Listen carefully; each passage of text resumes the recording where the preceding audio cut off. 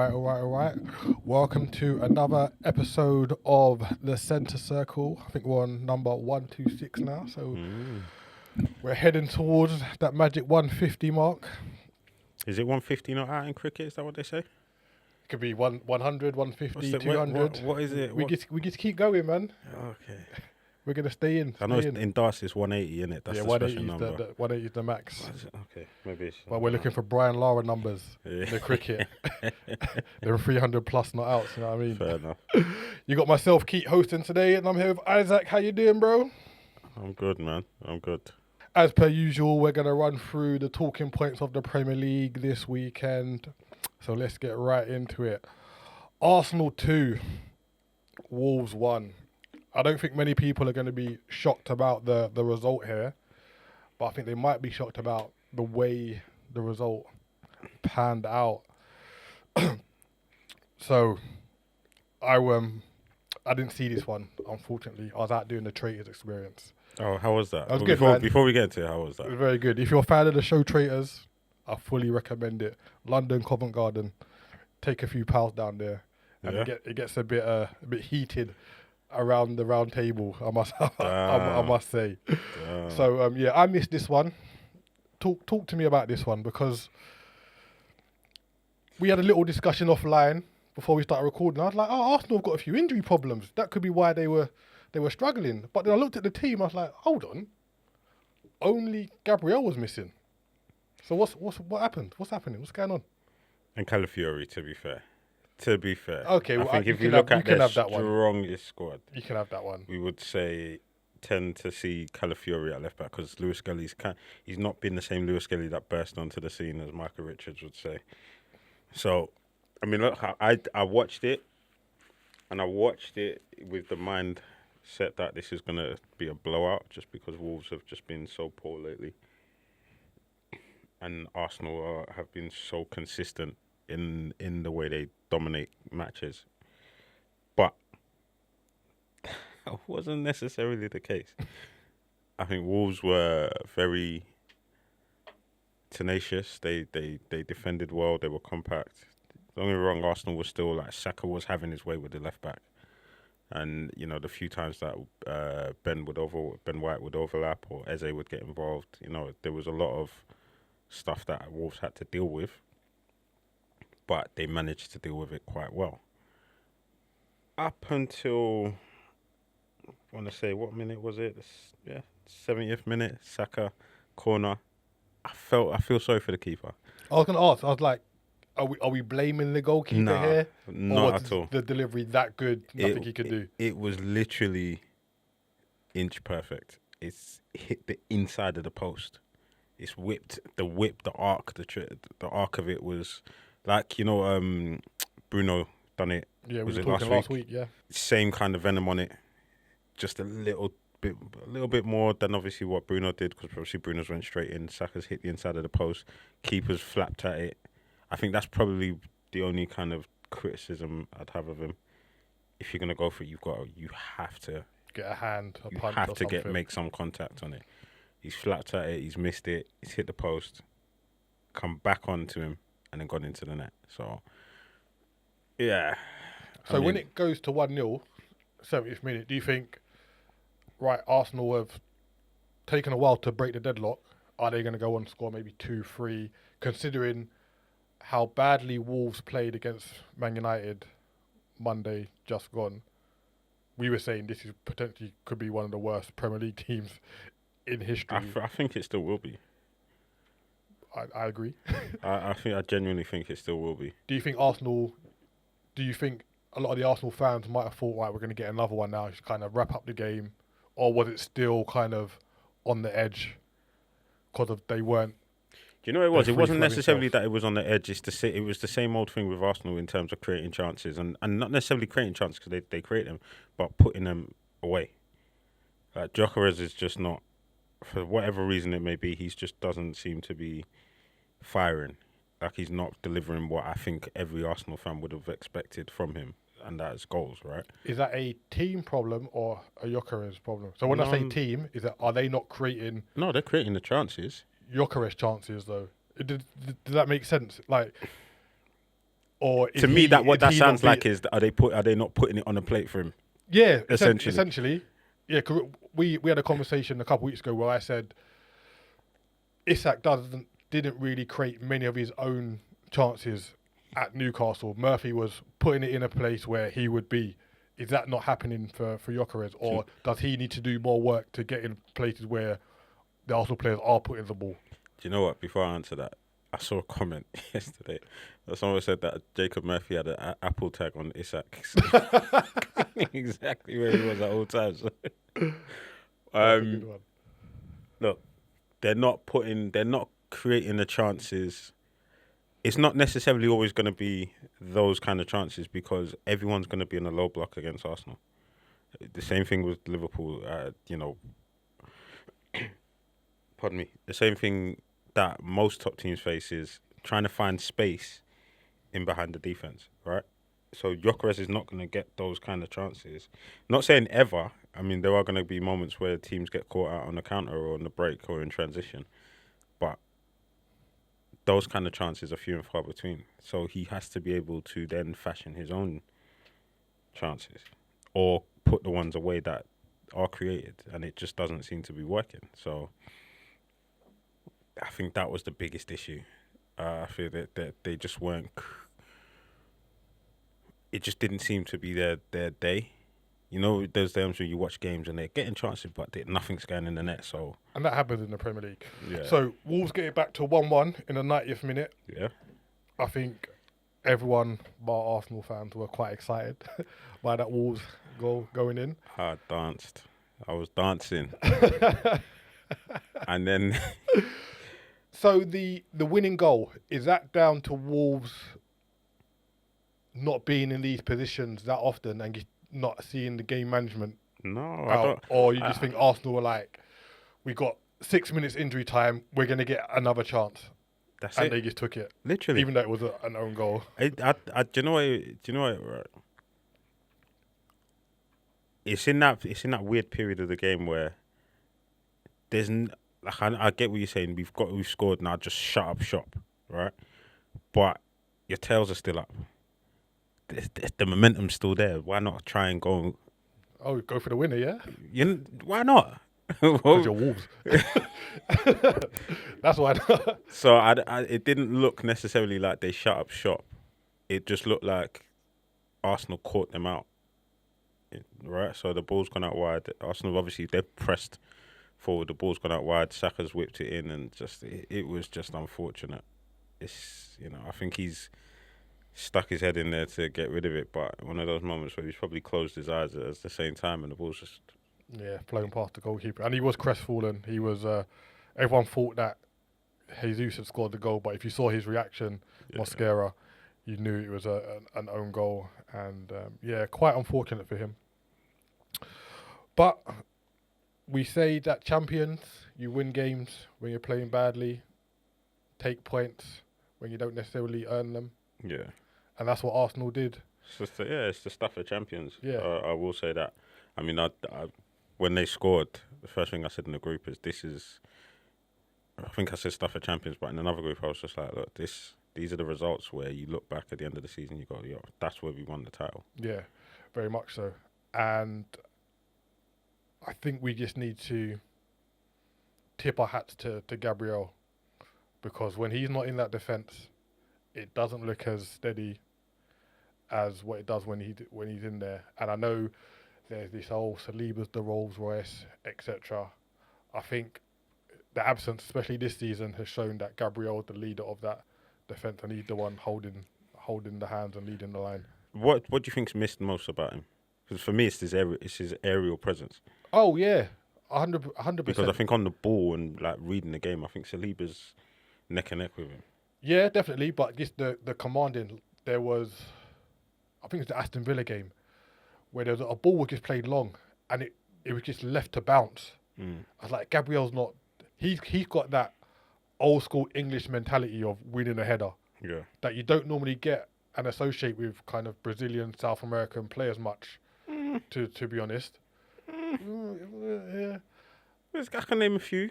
I'm talking about the old school, like 80s Steve Bold and them man, like looking to take everyone out. We're trying to. I think he's got that mentality, and I don't think Saliba, Hincapié has that. I think Mosquera's more of a mould of Gabriel. But when you lose someone of that importance, essentially like Liverpool losing like a prime Van Dijk. Yeah. I mean, we saw that. We saw the effect of that. It's going to have an impact. But if they can keep winning and getting the results over the line, then they'll be in good stead for the rest of the season. Right, over to Anfield yesterday, where all the buzz has been around Mo Salah and his comments over the last week or so. He was left out of the squads that went to Inter Milan and got a victory in the San Siro. And he was left on the bench again yesterday, which I don't think was too surprising, considering the comments that were made by him.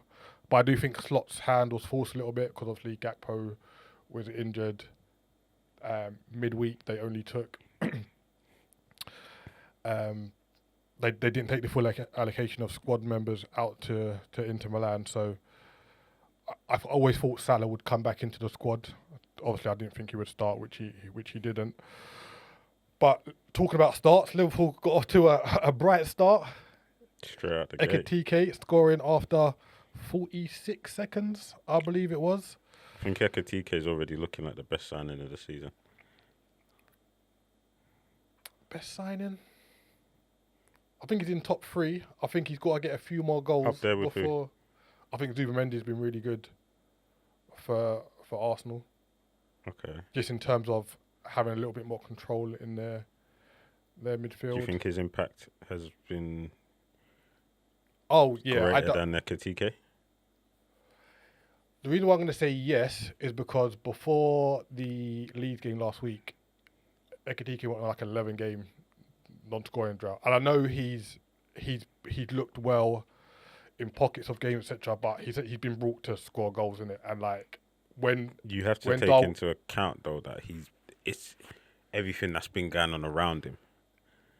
Yeah, Mendy's in a situation where he's stable. If you go back to last season, if Darwin Núñez had gone 11 games without scoring, everyone would be on his case. There's no real difference. All right, let's add context to that though. You're a striker. You got to score. You're there to score. 11 games without scoring is a long time. But I'm still saying he is on course to being one of the best signings of the season. Who's the other one? That. Let me think. I'll come back to you. I think Ryan Cherky. I think it'll be Cherky's. I think he's only come into form the last 6 weeks or so. He hasn't hit the ground running. You don't have to hit the ground running, but you. Yeah, I think to be classed as the best signing, you've got to kind of be at it from the off. Because you could hit the ground running and then just drop off. He's warming. So, so yeah, back to Anfield. Hugo Ekitike put Liverpool in the lead in the first minute. Sorry, I had another one popped in my head, but I'll wait. Yeah.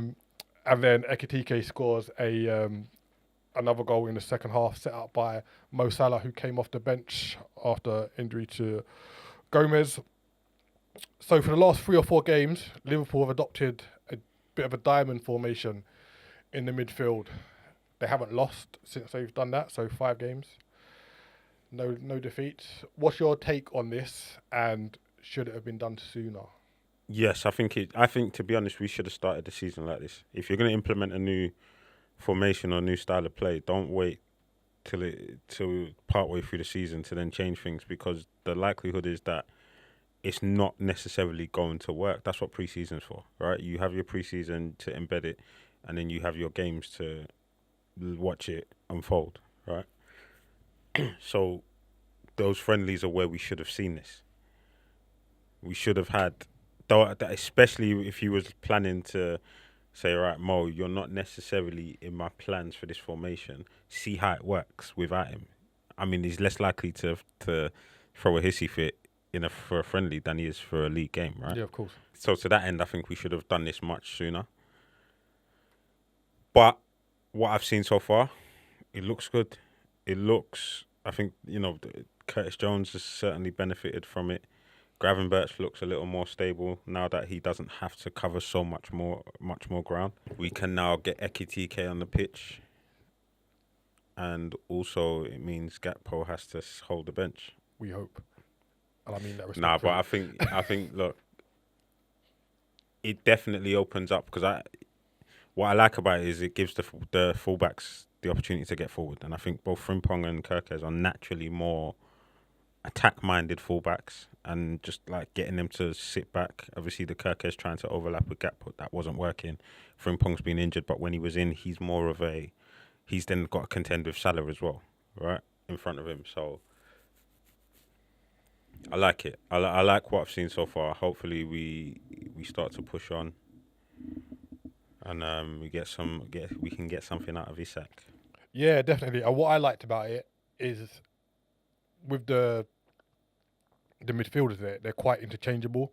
So Jones was kind of popping up in the 10 sometimes. Mac was there. I don't really like Mac there, but he was there sometimes. Wirtz was like, it's all kind of floating around. So it's quite interchangeable. And I think with the talent that they've got in the midfield, they're able to do that. So that's why I liked it. I also thought that Liverpool were quite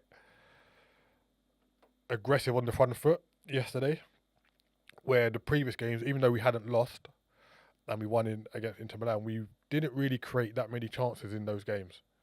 Where yesterday, Ekitike could have had a hat-trick, Mac had a few chances, Wirtz had a couple chances, Salah, when he came on, had 2 or 3 chances to score. And that's what I liked more than just the result yesterday. It was, we were creating a lot more chances than we have been throughout this season, to be honest. I know there's been games where we scored goals, like we scored 3 against Leeds, but again 2 were gifted to us, and the last goal, the third goal, was one moment of quality we fashioned, and we don't have much of that.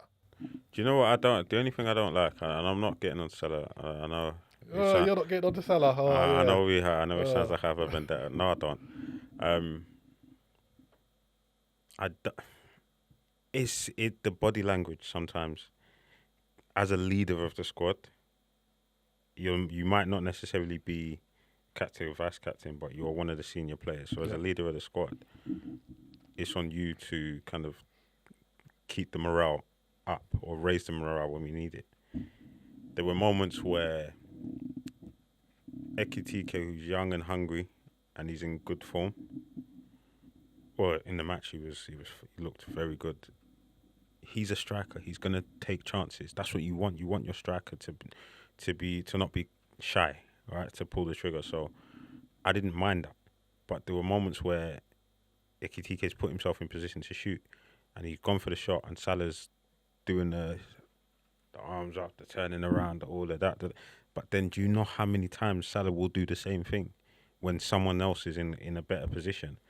Yeah, and that's what you want Salah to. You want Salah to have the mindset to go for goal, but it's frustrating to see when there are other young players or people who have that confidence, and then you've got other players, senior players, doing all of that, huffing. But isn't that just like a footballer thing though? Like if you feel you're in a better position, whether you are or not, everyone's kind of had that reaction.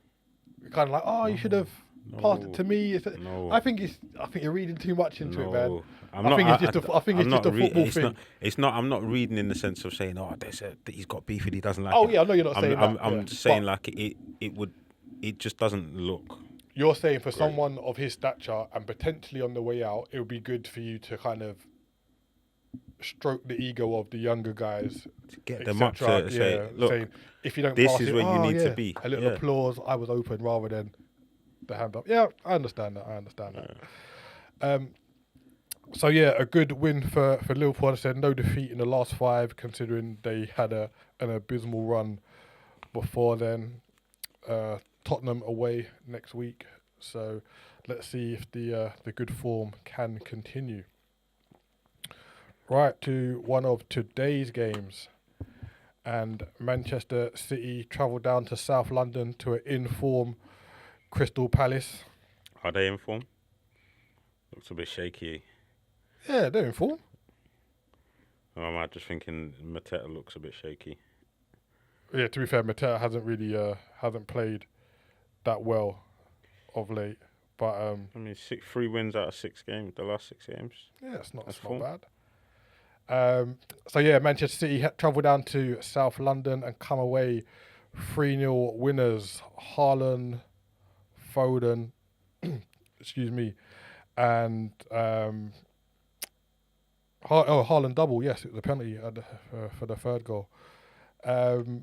We mentioned a couple of weeks ago that if Phil Foden can keep ticking over, Manchester City could potentially be back in the title race, and I think they are now. Alongside Mr. Ryan Cherky, looking very good. So City started the game well, and then Crystal Palace had a few chances. Nketiah making Donnarumma work, but then once Manchester City get the first goal just before half time, all the momentum just kind of goes the way of Manchester City.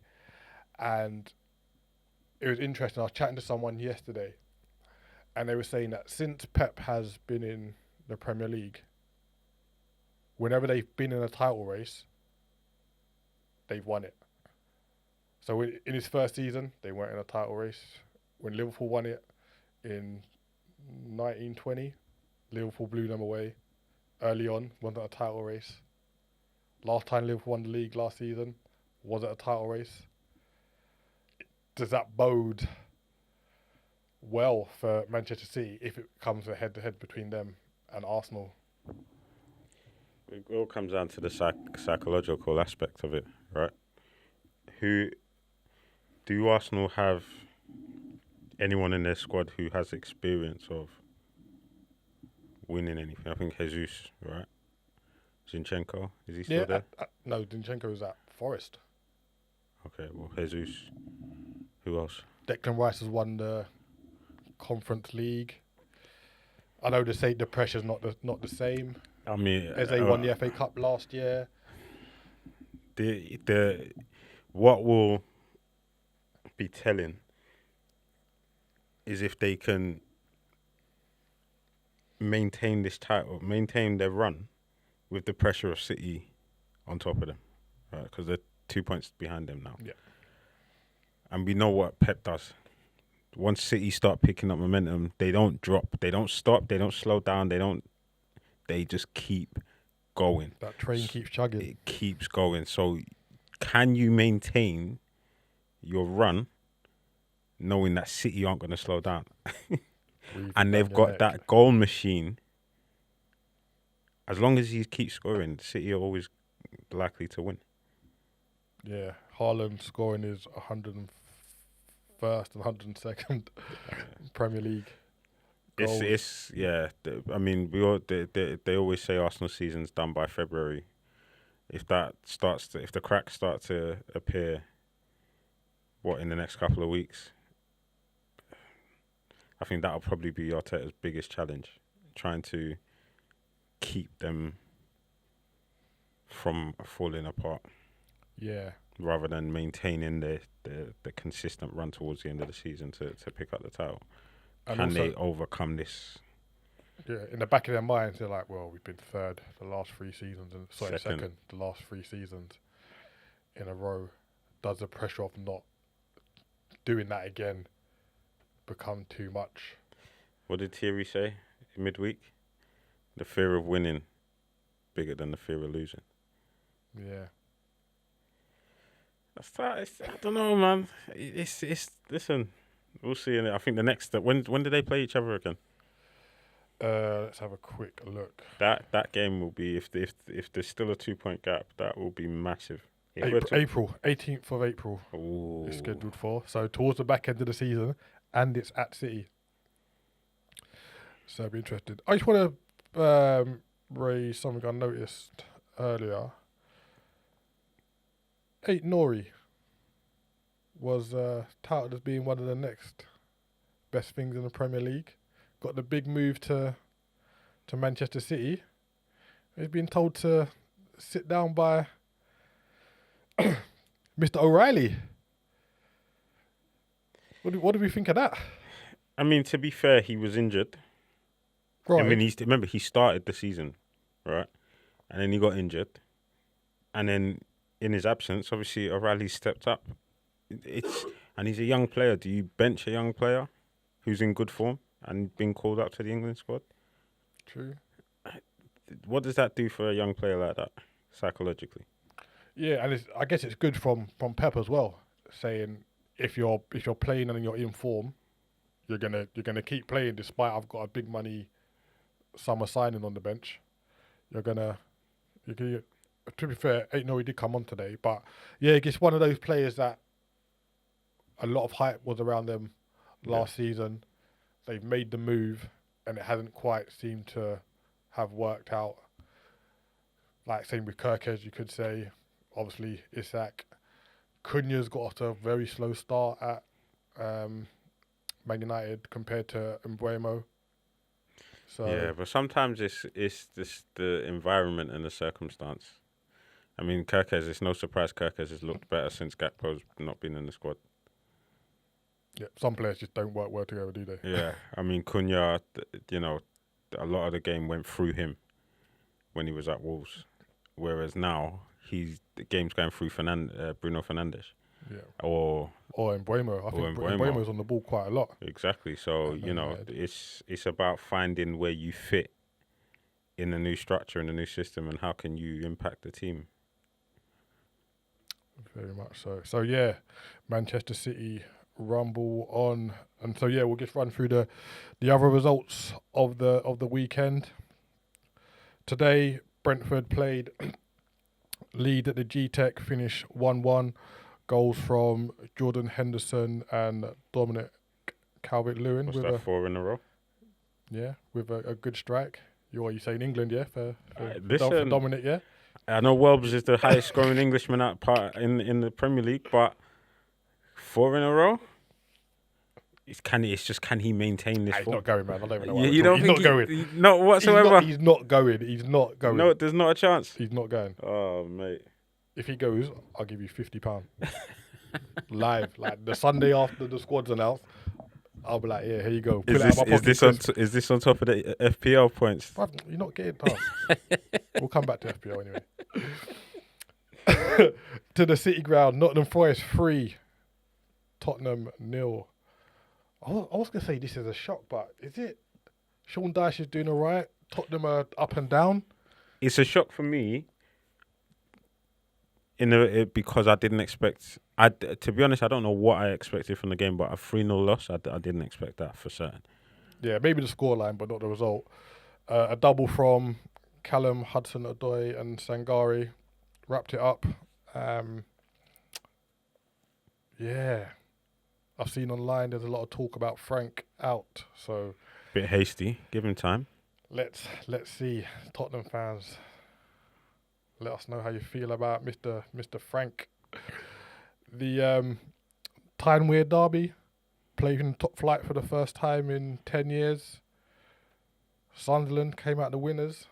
Can't even say that's a surprising result because they've been playing the better football in the league this season. Walter Marlow own goal. But it's not a good look. It's not a good look for Eddie Howe. I'm sorry, it's not a good look for Eddie Howe. I don't care how well. You mean the derby? The derby and the fact that you've lost to Sunderland. Yeah, of course. Yeah. I get it. Form goes out the window in derby matches, and regardless of how Sunderland have been performing, you have an established Prem squad who have played in Champions League. You shouldn't. I'm sorry. Can I shoot him a bit of bail by saying Sunderland have taken points off Liverpool, Arsenal, Chelsea this season? It's not the Sunderland of old. This is a new Sunderland. As a Newcastle manager, you shouldn't be losing to Sunderland. You're just not having it at all. To the Olympic Stadium, West Ham 2, Aston Villa 3. Aston Villa coming from behind twice to seal the victory. Fernandes scoring the fastest goal of the Premier League this season. Was it faster than Ekitike? It was faster than Ekitike's yesterday. It was like 30-odd seconds or something like that. Mavropanos own goal. Bowen put them 2-1 up. And then Rodgers with a double. His second goal was quality. Outside the box, top bins. Really good. Does Rodgers nick a move to a bigger club? And if so, who? No, because I don't think anyone needs him. If that move was going to happen, it would be to like Chelsea, because they just do a madness in it. But I don't think United need him. City don't need him. Arsenal don't need him. Liverpool don't need him. Liverpool were looking at him though, but we didn't. Yeah, we didn't get him. And like you've got Wirtz in it. You don't, and Szoboszlai. You don't need Rodgers. I think Gakpo is the biggest blocker for Rodgers. Yeah, it's not a discredit to Rodgers. I just don't think those clubs need him at the minute. I could see him working at Chelsea potentially, but again, they've got Fernandes has been playing further advanced. You've got Cole Palmer. He can play off the left as well. Yeah, I guess. To be fair, I don't think Aston Villa are going to fall away. I know Mr. John is not a Villa fan and saying they should have done X, Y, Z, etc. But this is a kind of result that keeps you in touching distance with the big guns. So, yeah, good result for Aston Villa down in London. Another 5-goal thriller at Burnley, Turf Moor. Fulham running out 3-2 winners. Emil Smith-Rowe, Bassey and Wilson. Wilson involved in all 3 of the goals. Listen. That boy is a baller. He's been quietly just going about his business. Ever since he left Liverpool, quietly. Like, it was here and there, but over time it's gotten more frequent and more regular in terms of, like, high output. Yeah, definitely. Like, quality output, not high output, quality output. But he's having a good around season. A bit before he landed at Fulham. I think he was at Hull, Bournemouth, Cardiff.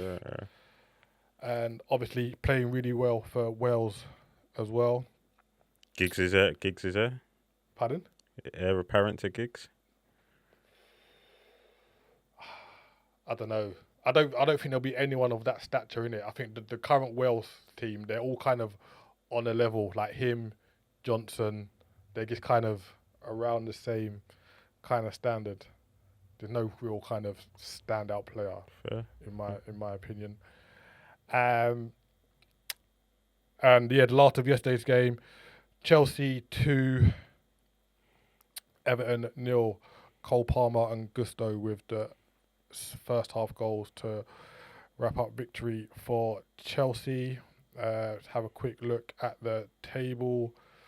Arsenal top with 36 points. Manchester City 2 points behind with 34 points. Aston Villa only 1 point behind Manchester City, 33 points. And Chelsea rounding off the top 4 with 28 points. Down at the bottom, Wolves still on solitary 2 points, 5 defeats in a row. Pretty bad. Burnley 19th on 10 points. West Ham rounding off the relegation places on 13 points. So we know Wolves are going down. Who do you think right now is most likely? It will be... I think Burnley will go. And I was quite surprised because I banked them to stay up. And I think it will be between West Ham and Leeds. I think it's going to be 3 of the bottom 4. I think Sean Dyche will have too much and keep Nottingham Forest up. Bournemouth, they're 20 points. They're 7 points off the relegation zone. Yeah, I don't think they'll. Yeah.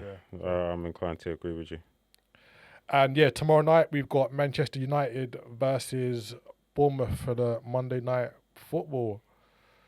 So, that's us for the week. Please keep liking, sharing, subscribing, and all that good stuff. And we will see you again next week. Peace.